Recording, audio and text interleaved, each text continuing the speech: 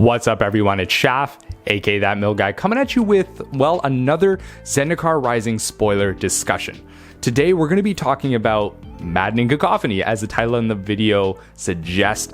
We're going to be talking about how this card could potentially, in my books, replace Glimpse the Unthinkable. No, look, don't turn off the video. Hear me out. I'm not here to potentially sell you on the card. I'm here to talk about maybe the pros and cons and really just plant the seed and get you thinking about it.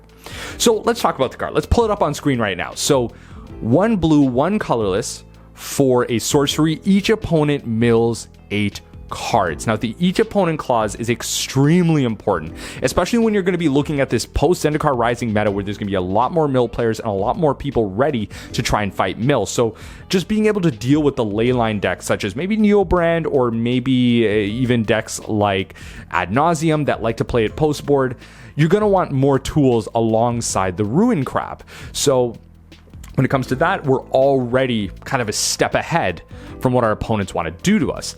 Now, when you talk about that bottom side, that's kind of the cool side, where if you kick it, you mill your opponent's top half of their library, just, the top half, whatever it is, half their deck rounded up.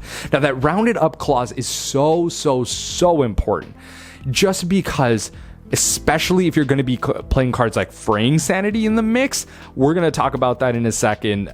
That's an insta-win, whereas Traumatize, if you look at a card like that card rounds down. But we'll kind of come back to that, when we talk about Pioneer. Let's leave that for a second.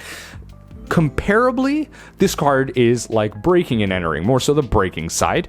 But the difference here is that breaking can mill yourself, but the card costs 1 black, not 1 colorless, right? Like there's the black pip in there. And it obviously has the other side of it. You can reanimate, but how many times does a mill deck have red mana? It's weird. But this card, again, getting around Leyline and then having that easier mana cost, it's colorless, it's 1 blue and 1 colorless, is a twofold kind of pro for it. So why would we opt to mill 8 instead of 10? Is it that big of a difference, or what's going on? So, Glimpse the Unthinkable, when we talk about how important this card is, we are primarily going to be looking at, or primarily should be thinking about, 2 cards. We're thinking of Jace's Phantasm and Visions of Beyond. When it comes to Jace's Phantasm, yeah, look, Glimpse is going to be much better. You usually want to curve out with Jace on 1 and then Glimpse the Unthinkable on 2. Plain and simple. So you're probably playing Glimpse in that deck anyway. But when it comes to Visions of Beyond, one card that is played amongst all mill decks, you play 2 Glimpse the Unthinkables, you get to the Visions kind of condition. You draw 3. You play the Ancestral. But with an addition of Ruin Crab, I personally believe that because we're going to have a higher density of crabs available to us in our opening hands, we're going to be able to make up for that. Those 2 cards, those 4 cards that we lose by casting 2 Maddening Cacophonies with the Ruin Crab, Hedron Crab, and with all of that, we're going to be able to make up for that. So it's almost like we didn't even need the Glimpse the Unthinkable. We just have a free way to get around Leyline effects, get around hexproof effects, especially something like Veil of Summer. That's very important. We're able to get around that card, and that is so extremely important when you're playing against the green deck. So I think that's going to be a huge boost for it. And again, especially because Ruin Crabs helps make up for some of that loss of card. Now, the other aspect of this card is, well, with Ruin Crab coming out, a big thing that mill players are discussing is potentially going down on lands. Now, we're talking about going from 22 to 21 as the new staple. Now, as more casual players that view this channel, you might not understand the difference for that, but for someone like me who streams a lot of games, just hundreds of games or, whatever, almost 100 games over a month, whatever it is, the minutia matters, especially for individuals that, place high, like Z Monkeys or Delthar, that, they run mill through the modern challenges. The small minutia of lands matters. So when you go down to 21 lands, you really want to make sure that your colored sources are available to you, especially because you want to make sure you have more access to untapped blue mana on turn 1, especially with the Ruin Crab, right? But you're going to also be playing 4 Field of Ruin, because you want to maximize on the Ruin Crab's ability to kind of obviously imitate Hedron Crab and just get those landfall triggers and be disruptive. So that's important. So with Field of Ruin just kind of messing with our mana, Maddening Cacophony starts to look a lot better than Glimpse because, hey, a hand with just 2 lands, an island, and a Field of Ruin is now workable with a Ruin Crab and a Maddening Cacophony. So that's another boost to Maddening Cacophony over Glimpse the Unthinkable, right? And now those 2 cards, slowly, if you start thinking about it, don't seem to matter that much. It seems that the ability to get around hexproof effects, Veil of Summer, Leyline of Sanctity, and the ability to work with a tighter mana base and a more restricting mana base is also starting to seem a little bit more appealing too, right? Now, let's kind of shift away some of our thoughts here. Let's talk about the kicker side of the card. Now, when you're talking about Fraying Sanity in Modern, that is definitely another card that people are considering, especially with the Prowess decks and the Burn decks. They're still going to be relevant in the meta. You know that Prowess and Burn love to stick around in kind of unsettled metas with new cards coming out and people trying out new things.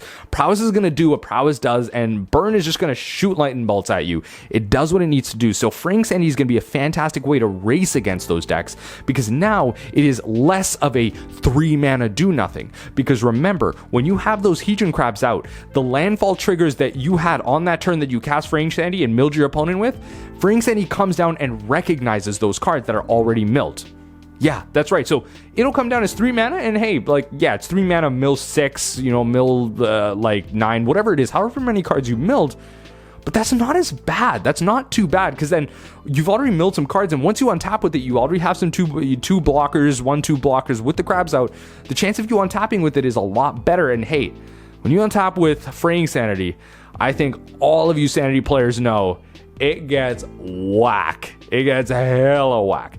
But now when we go back to that point of Traumatize, kind of counting down, rounding down, that's important, because when we look at the Pioneer Fraying Sanity combo deck that I made, where I essentially took the Inverter Shell and I added Fraying Sanity and Traumatize, that deck is only able to instantly mill your opponent out if they have an even number of cards left in their deck, because hey, Traumatize rounds down. So if my opponent has a board state out and I lose to that board state, and they have an odd number of cards in their library, yeah, I lose. They're going to draw a card, they're going to swing in, I got nothing.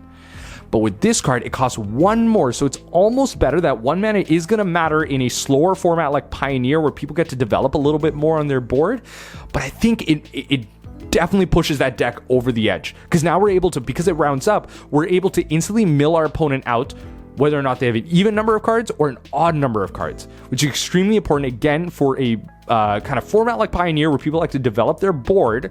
We're able to instantly win out of nowhere at any point in the game, and that might matter for us Modern players, because even though we're at 21 lands, we're less likely to hit those 6 lands, especially because we're a little bit more on the aggro mill kind of line to things, especially with the new crab.